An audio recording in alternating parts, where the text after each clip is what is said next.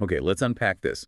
We are diving into a life that was both incredibly short and just terrifyingly intense. The career and controversial legacy of Sylvia Plath. Right. American poet, author, and for so many people, she's become the ultimate symbol of, blighted female genius. And our sources for this deep dive are, well, they're stacked high. We're pulling from comprehensive biographical accounts, detailed literary criticism around seminal works like Ariel and the Bell Jar. And of course, the decades of fallout surrounding her really complex marriage to Ted Hughes and her dramatic death back in 1963. Our mission today is really for you, the curious learner, who wants to understand how an ambitious, highly gifted talent became such a literary lightning rod. Yeah, we need to figure out why her profound posthumous fame and, the deeply personal nature of her confessional poetry becomes so entangled in controversy. So much so that even now, 60 years later, the debates still flare up with this genuine heat. To establish her significance immediately, Plath remains one of the most recognizable American poets of the 20th century. I mean, there's no question. No question. She's credited with not just adopting, but fundamentally advancing the genre of confessional poetry. Which stripped away all that old academic distance and forced the poet to wrestle directly with their personal trauma. She is best known, of course, for her collections, The Colossus and the fierce posthumously published Ariel, and then there's her defining novel, The Bell Jar. And the measure of her enduring significance is probably best shown by the fact that her collected poems, published in 1981, won the Pulitzer Prize for poetry. Posthumously, in 1982. She was only the fourth person in history to receive that honor after their death. Which is incredible. Her life only spanned 30 years, but the output just defies its brevity. She once described her early years as having created a fine white flying myth. And that's the tension, right? Yeah. That's what we face today. We have to look past the myth, past the often sensationalized tragedy, and look closely at the documented facts of her drive, her achievements, and her internal struggles. To understand the raw, necessary reality behind the art. So let's start at the beginning. We need to set the scene for this combination of relentless intellectual drive and a defining foundational personal tragedy. Okay. Plath was born on October 27, 1932, in Boston, Massachusetts. And her family background was academic, yes, but also kind of culturally mixed. Yeah, which may have contributed to her sense of being slightly outside the norm. Her mother, Aurelia Plath, was American-born, but she was the daughter of Austrian immigrants. And her father, Otto Plath, was Prussian-born from Grabo. He was a distinguished entomologist, a professor of biology at Boston University. And he published this meticulous, really detailed book on bumblebees in 1934. That detail about the bees. It's surprisingly important, isn't it, given how deeply that insect would factor into her later life and her poetry. Oh, absolutely. But what really stands out about her childhood is just the undeniable early promise. I mean, she was fiercely precocious. She published her first poem at age 8, in the children's section of the Boston Herald. And she started keeping a journal at 11, and by 1947, she'd won an award for her paintings from the prestigious Scholastic Art and Writing Awards. Even the early sources describe her as being, and this is a quote, ambitiously driven to succeed. But that ambition was deeply, deeply marked by the defining tragedy of her life, which happened just as she was forming her first solid memories. Her father, Otto Plath, died on November 5, 1940. Barely a week and a half after Sylvia's 8th birthday. And the circumstances, I mean, they're just truly tragic and almost avoidable. They really were. Otto died from complications of untreated diabetes. He'd fallen ill shortly after a close friend passed away from lung cancer. So he just compared their symptoms. And convinced himself he also had incurable lung cancer. And so fatefully, he just refused to seek any medical treatment until the diabetes had progressed too far. Wow. And that loss was just profound. The reverberations echoed throughout her entire life and all of her art. Yeah. Biographers note that Plath, who had been raised Unitarian, experienced this radical loss of faith after he died. She remained intensely ambivalent about religion for the rest of her life. But more crucially for her art, I think, this loss created this massive void, this larger-than-life figure who was simultaneously remote and then suddenly just absent. And that void directly informed some of her most powerful and often most disturbing poetry. Like years later, a visit to her father's grave in Winthrop Cemetery prompted that intense poem, Electra on Azalea Path. Which is a really early example of her blending classical mythology with this raw, personal grief. the search for and the rage against the father figure. The Colossus. The Colossus, exactly. The one who died too young. That became a central engine for her writing. And yet, despite all that internal damage, her academic ascent just continued. It seemed unstoppable. Totally. After graduating high school in 1950, she went to Smith College, where she just excelled. Graduated with an AB, summa cum laude, a member of Phi Beta Kappa. Her IQ is estimated to be around 160. I mean, this is a young woman marked, almost groomed for intellectual success. But here's where it gets really interesting. All that success was put to the ultimate test in the summer of 1953, after her junior year at Smith. She won that highly coveted position as a guest editor at Mademoiselle magazine and spent a month in New York City. And the sources suggest this experience, which you'd think would be a dream come true, was a complete psychological pressure cooker. Right. This was the glossy, restrictive 1950s world of idealized femininity. And career paths limited to, secretarial work or modeling, both of which she despised. The entire experience.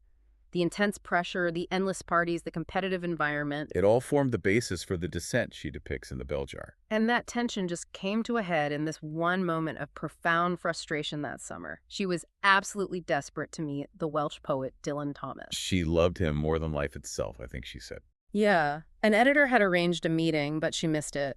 She spent 2 days fruitlessly waiting and wandering near the White Horse Tavern and the Chelsea Hotel, only to find out he was already gone. And that disappointment triggered this frightening reaction. It did. The sources note she lashed out. She cut her legs to see if she had enough courage to kill herself. Just a devastating early display of the psychological distress that was starting to overwhelm her capacity to cope. And this quickly escalated. Her first medically documented suicide attempt happened on August 24th, 1953, shortly after she got home. She crawled under the front porch of her mother's house and overdosed on sleeping pills. She intended to disappear. And she was found days later. She then spent 6 months in intense psychiatric care, mostly at McLean Hospital. Her treatment involved both electric shock therapy and insulin shock treatment under the care of a Dr. Ruth Buescher. And this period of deep trauma, the clinical treatment, it was significant not just biographically, but financially too. Right, because her entire scholarship and her stay were paid for by the author Olive Higgins Prouty, who had herself successfully recovered from a mental breakdown and sort of acted as a literary patron for her. which is crucial. This initial breakdown, her treatment, the experience in New York, it all became the raw material for her eventual fiction and poetry. It set the stage for that deeply personal, confessional mode that would define her legacy. What's so fascinating here is the immediate artistic realization that psychological suffering was her subject. The critic A.L. Alvarez pointed out that Plath was part of a generation that definitively broke from that older, impersonal style. The style championed by T.S. Eliot, who advocated for the poet's extinction of personality. Exactly. Instead, Plath's cohort demanded a fusion of inner life and art, where, in Alvarez's words, the barriers between the artist's work and his life are forever shifting and crumbling. For Plath, the breakdown wasn't just some private tragedy. It was a psychological event that she needed to process, and the only tool she had was her writing. That initial trauma was the necessary forge for her new, intensely focused artistic identity. Following her recovery and eventual graduation from Smith in June 1955, Plath used a Fulbright scholarship to go study at Newnham College, Cambridge, in England. So she'd stabilized enough to get back on that high-achieving trajectory. Absolutely. She continued to write and publish poetry, including in the student paper Varsity, but the most famous and, ultimately the most destructive meeting of her life happened there. Her introduction to fellow poet Ted Hughes. It happened on February 25, 1956, at a party for a new poetry journal, St. Botolph's Review. Plath had read his work, was already impressed by his powerful, animalistic imagery, and she made a point to seek him out. And the intensity of their connection was just instantaneous and volatile. Plath famously described him in her journal using these sweeping, almost mythical terms. He was a singer, storyteller, lion, and world wanderer. With a voice like the thunder of God. It's a relationship fueled by literary ambition and just immediate, raw passion. She recounted later in a BBC interview that they started writing poems to each other right away, and because they were having such a fine time doing it, they decided to get married. Just 4 months later, on June 16th, 1956. And that specific date, June 16th, that's significant. It's Bloomsday, the day James Joyce's novel Ulysses takes place. By choosing a specific, revered literary date, they were signaling that their union wasn't just personal, it was an intertwining of two major literary careers. Plath's mother was the sole witness at the quick ceremony. And this intellectual and spiritual intimacy, it extended to other areas. Sources indicate that during this intense honeymoon period, they shared a deep interest in astrology and the supernatural. Including regularly using Ouija boards. Yeah, they were actively searching for connections between the literary and the mythical, the everyday and the occult. So the newlyweds then moved briefly back to the United States in 1957. Plath took a teaching position at Smith College, her alma mater. But she quickly found that the demands of teaching, the grading, the planning, the sheer energy of it all, left her with no time and no energy for her own creative output. And this conflict between domestic or professional duties and her artistic necessity was a recurring theme, wasn't it? Constantly. Her need for dedicated creative time was paramount, which led them to move to Boston in mid-1958. And Plath took a job that seemed less intellectually demanding. She was a receptionist in the psychiatric unit of Massachusetts General Hospital. Which gave her a modest income, crucial proximity to the hospital setting that inspired the bell jar, and most importantly, time.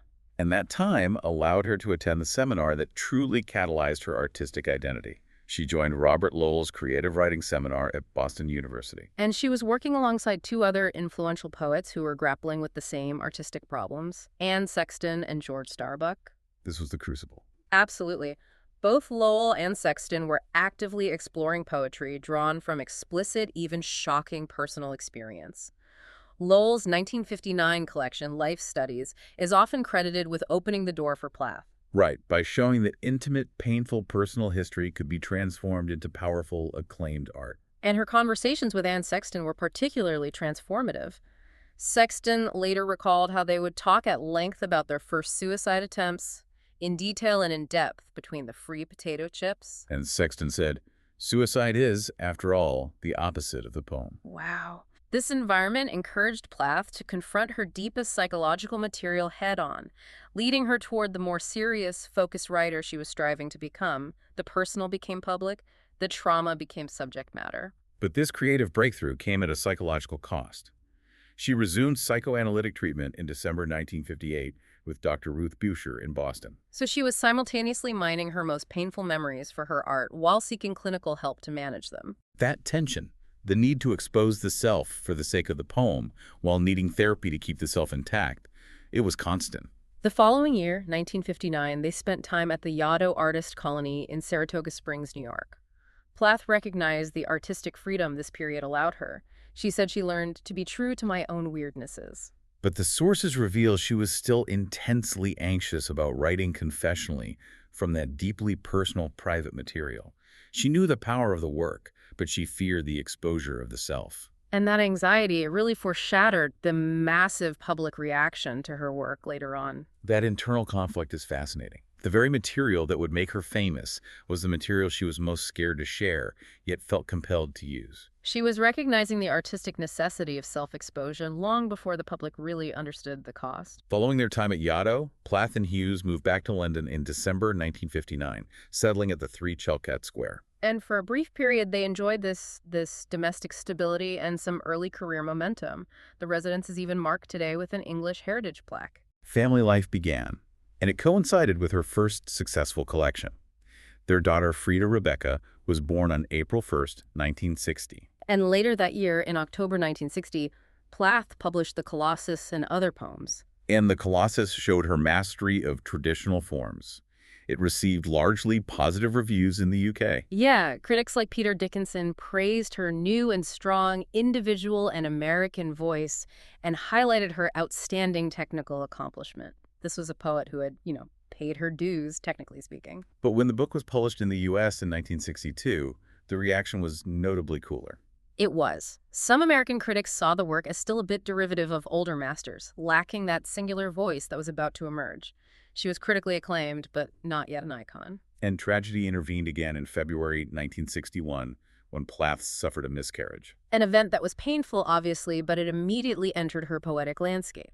It's referenced in poems like Parliament Hill Fields. But the sources contain a much darker element from this period that really complicated her biography. Right. In a letter written to her therapist, Plath alleged that Hughes physically beat her just 2 days before the miscarriage. It's an allegation that has fueled so much of the controversy around their final years. And seeking a more stable rural environment, they moved the family in August 1961 to Court Green, a large house in the market town of North Taunton in Devon. Their son Nicholas Farrar was born there on January 17, 1962. And this rural interlude saw the famous domestic endeavor of beekeeping, which began in mid-1962. Hughes, the professor's son and a lover of nature, and Plath, the meticulous observer, started tending hives. And this activity quickly became a profound symbol in her poetry: the hive, the queen, the swarm. Linking domestic life to these vast, sometimes violent, elemental forces. But here's where it gets tragically destructive. This is the beginning of the end of the marriage. In mid-1962, they had sublet their London flat to the Canadian poet David Weevil and his wife, Asha Weevil. A friendship developed. But in July 1962, Plath discovered that Ted Hughes was having an affair with Asha Weevil. And the emotional devastation was immediate and total.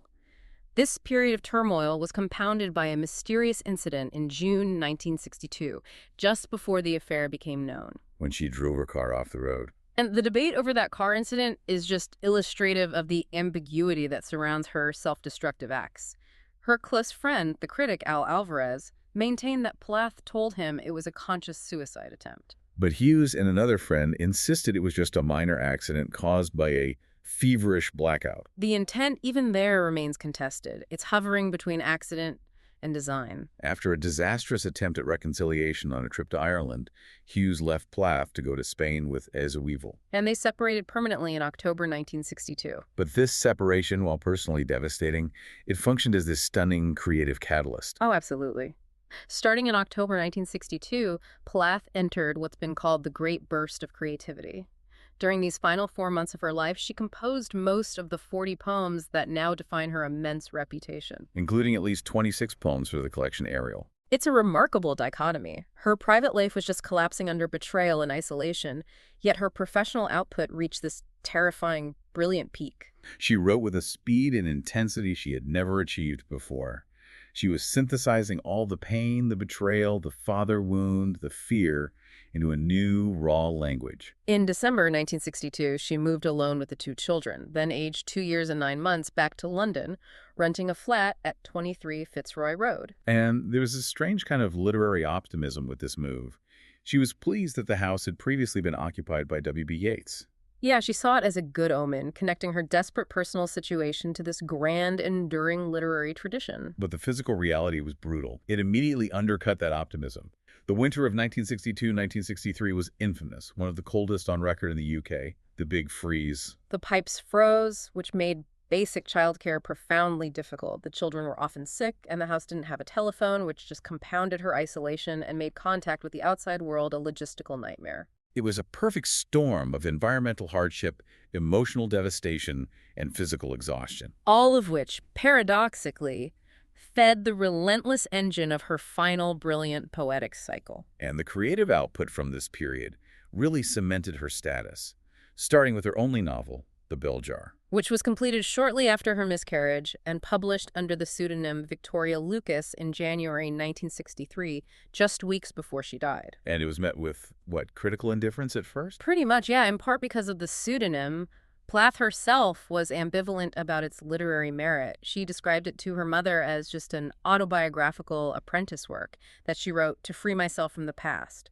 She saw it as a necessary purging. She explained her process as taking events from her own life, fictionalizing to add color, to show how isolated a person feels when he is suffering a breakdown. And the protagonist, Esther Greenwood, is this ambitious young woman who is slowly being suffocated by psychological distress. And that sense of isolation is famously encapsulated by that bell jar metaphor. Right, the feeling of being trapped, paralyzed, suffocated by your own depression, and you're perceiving the outside world through this distorting, glass-like lens, unable to fully connect or breathe.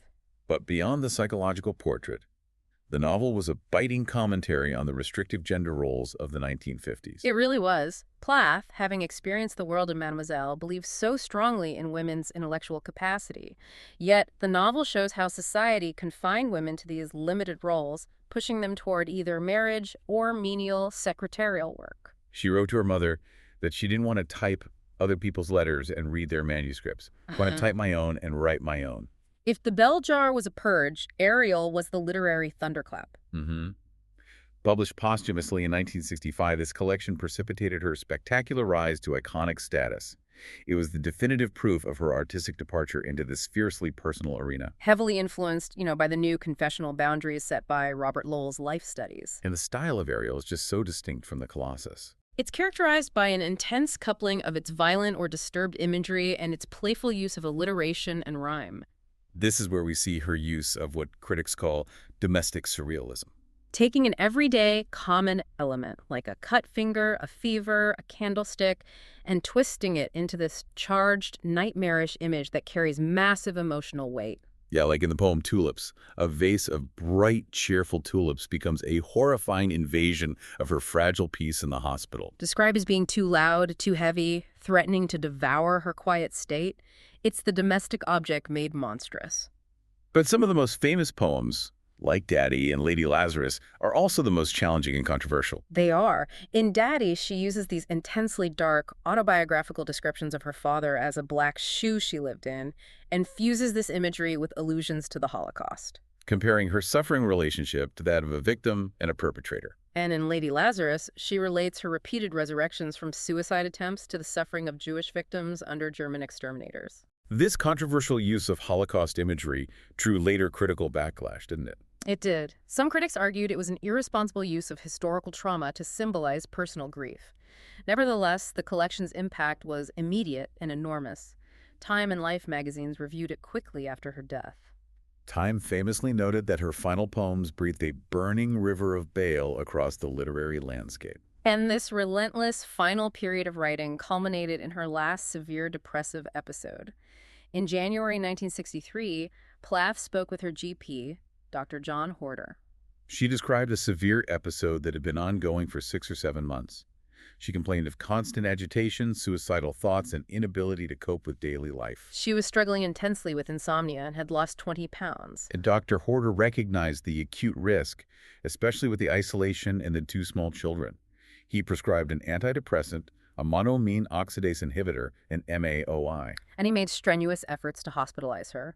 When he couldn't get a hospital bed immediately, he urgently arranged for a professional live-in nurse to help manage the situation. Though she only arrived the next morning. Right. And the role of those antidepressants became a significant point of contention later, particularly championed by Hughes. He claimed the pills were a key factor in her suicide, right? Saying she'd had a bad reaction to a similar pill in the U.S. Exactly. But this claim is subject to intense debate. Antidepressants, especially MAOIs of that era, often took up to 3 weeks to achieve their full therapeutic effect. The new prescription wouldn't have been fully active yet. But the counterargument is that adverse side effects, like increased agitation or anxiety, which can heighten suicidal impulses. They can begin immediately, especially with older drug classes like MAOIs, which were known for their difficult side effect profiles. So Plath died on February 11, 1963, by carbon monoxide poisoning from a gas oven in her London flat. He was 30 years old. And the subsequent inquest confirmed the cause of death was suicide. And the details of her death immediately fueled this deep and enduring debate over her final intentions. A debate that goes right to the core of how we view confessional art and the artist's mental state. So those arguing against a clear, irreversible intent point out 2 specific things. First, she left a clear, handwritten note that said, "Call Dr. Horder," and she included his phone number. And second, she asked her downstairs neighbor, the art historian Trevor Thomas, what time he would be leaving that morning. Which suggests she might have calculated the timing, maybe hoping to be found before the gas took full effect. What Alvarez called a cry for help which fatally misfired. Yet the counter-evidence is just as compelling, arguing for a clear intent. Very much so. Plath had taken very specific, meticulous precautions to protect her children. She carefully sealed the kitchen door and the room upstairs where they were sleeping with tape, towels, and cloths. So those arguing for clear intent, like her friend Gillian Becker and Dr. Horder himself, they stressed the meticulousness of the act. Becker cited a police officer who noted Plath had thrust her head far into the gas oven. And Dr. Horder concluded that no one who saw the care with which the kitchen was prepared could have interpreted her action as anything but an irrational compulsion. That ambiguity is just so critical to her legacy. She was a woman who was careful enough to protect her sleeping children, but maybe desperate enough to call for help only after the act had begun. The manner of her death remains agonizingly uncertain, ensuring that every biographer and reader has to confront the complexity of her final moments. And the controversies surrounding Plath only intensified exponentially after her death, really dominated by the actions and silence of her estranged husband, Ted Hughes. Right. Since they were still legally married, Hughes inherited the entire Plath estate. That includes all her written work, her journals, placing him in the deeply scrutinized role of literary executor. This position immediately subjected him to decades of condemnation, mainly centered around his handling of her private writings. Most famously, he admitted to burning her last journal. The one that contained entries from that extremely critical winter of 1962, right up to her death. And his justification was simple. He destroyed it so his children, Frida and Nicholas, wouldn't have to read what he called the last worst half. He believed he was protecting them. But critics saw this as an act of calculated censorship designed to protect his own reputation. Beyond the destroyed journal, there were other losses that added to this perception of him controlling the narrative. He also lost another journal and an unfinished novel Plath was working on, Double Exposure. The size of that manuscript was even disputed, wasn't it? He initially claimed it was around 130 pages, but later revised that down to 60 or 70. For historians and critics, these losses were just devastating. They left these gaping holes in Plath's final perspective. And then, adding to that sense of control, Hughes sealed 2 of her existing journals, forbidding their release until 2013, the 50th anniversary of her death. Right. And while he did eventually release the unabridged journals in 2000, which contained more than half newly released material, the initial act of sealing them ensured that for decades, the narrative of Plath was largely filtered through his lens as editor and widower. So Plath quickly evolved from a brilliant poet into something much larger in the cultural sphere. For some, in the burgeoning feminist movement of the 1970s, she became a powerful symbol of blighted female genius. Her raw, uncompromising poetry, especially the direct articulation of rage and female suffering in Ariel, it just resonated profoundly. The writer Honor Moore noted that Plath's voice helped spark a movement because she was articulating the hidden fury and grief of women trapped in the restrictive domestic environment of the 50s and 60s. She became an avatar for the woman who sought intellectual freedom, but was suffocated by external expectations and personal betrayal. And this intense identification led to extreme public criticism of Hughes, especially after another tragedy occurred. In 1969, 6 years after Plath's death, his mistress, Aisha Weevil, the woman Plath held responsible for destroying her marriage. She also died by suicide using a gas stove, and she tragically killed their 4-year-old daughter Shira in the process. The parallels were just inescapable, and the tragedy intensified the controversy. Critics and feminists began to openly accuse Hughes of being psychologically and physically abusive to both women. They saw him as this malevolent force in the lives of 2 brilliant, ultimately suicidal women. And the rage became palpable, manifesting in physical acts. Plath's gravestone in Heptonstall was repeatedly vandalized by people trying to chisel off the name Hughes, leaving only Sylvia Plath. And the inscription Hughes had chosen for the stone, even amidst fierce flames, the golden lotus can be planted, a symbol of purity arising from destruction. Which the Vandals clearly felt was negated by the presence of his name. The criticism reached a frightening literary extreme in 1972 when the radical feminist poet Robin Morgan published the poem Arraignment. In that piece, Morgan openly accused Hughes of battery and murder, directly implicating him in Plath's death. The book containing this piece was initially withdrawn by his publisher after Hughes threatened legal action, but the poem stayed in widespread circulation. And it fueled threats from other feminists who went so far as to threaten to kill Hughes in Plath's name. In 1989, facing these relentless and often violent public attacks, Hughes broke a long period of silence. He published a famous article in The Guardian called "The Place Where Sylvia Plath Should Rest in Peace." And in it, he wrote that he learned early on that if he tried too hard to tell them exactly how something happened, he was accused of suppressing free speech. He concluded that the fantasia about Sylvia Plath is more needed than the facts. Suggesting that the public had created a necessary myth, a martyrdom, that was more potent and useful to them than the messy, complex truth of their relationship. So he retreated into silence for almost another decade. Hughes only definitively broke that silence in 1998, shortly before his own death from cancer, by publishing Birthday Letters, a collection of 88 poems about their life together. It was an immediate literary sensation, topping bestseller charts. It was widely widely taken as his first explicit and detailed disclosure of his side of the story. A response to the phantom of Plath that had haunted him for 35 years. Sadly, the family tragedy didn't end with the passing of the parents. Plath's daughter, Frida Hughes, now a writer and artist herself, has publicly condemned the industry surrounding her mother's death. Including biopics like Sylvia from 2003, she referred to the public consumption of her mother's tragedy as being, by the peanut-crunching public, eager to be titillated by her family's disasters. And the darkest echo of all occurred in 2009 when Plath's son, Nicholas Hughes, a fisheries biologist who had struggled with depression, died by suicide in Alaska. Echoing the tragic circumstances of his mother's death just over 4 decades earlier and adding a final, heartbreaking chapter to the family's pain. So what does this whole deep dive reveal? I mean, we've traced the trajectory of Sylvia Plath from this precocious, driven child of a Prussian entomologist through the crucible of her psychological breakdown. To the brilliant, volatile artist who fundamentally changed the course of modern English language poetry. Her enduring literary power is built on a foundation of mastery of craft. You can see it in the sophisticated structure of the Colossus, which then gave way to the raw, visceral, terrifying intensity of Ariel.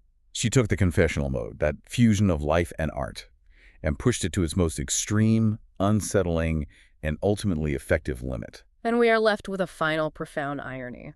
While Ted Hughes' decisions as executor were deeply controversial, the missing journals, the controlled narrative, the secrecy. It was his dedication to editing and publishing Ariel and the collected poems that directly led to her massive critical and popular success and the Pulitzer. His conflicted actions shaped the icon she became, for better or for worse. We've seen how Plath felt compelled to write about her deepest, most private pain, stating that she used her experiences in the bell jar to free myself from the past. Right. But given the intense, relentless public and media scrutiny her life and death received, leading to the vandalism of her grave, the relentless criticism of Hughes, and the ultimate multi-generational tragedy, you have to ask a final provocative question. Is the overwhelming power of confessional art inherently dependent on the artist's personal suffering? And at what point does our intense public consumption and myth-making eclipse the artist's own right to privacy? Or, perhaps most tragically, their right to a private death? That is the burden of Sylvia Plath's legacy, and it's something worth dwelling on long after the last poem is read.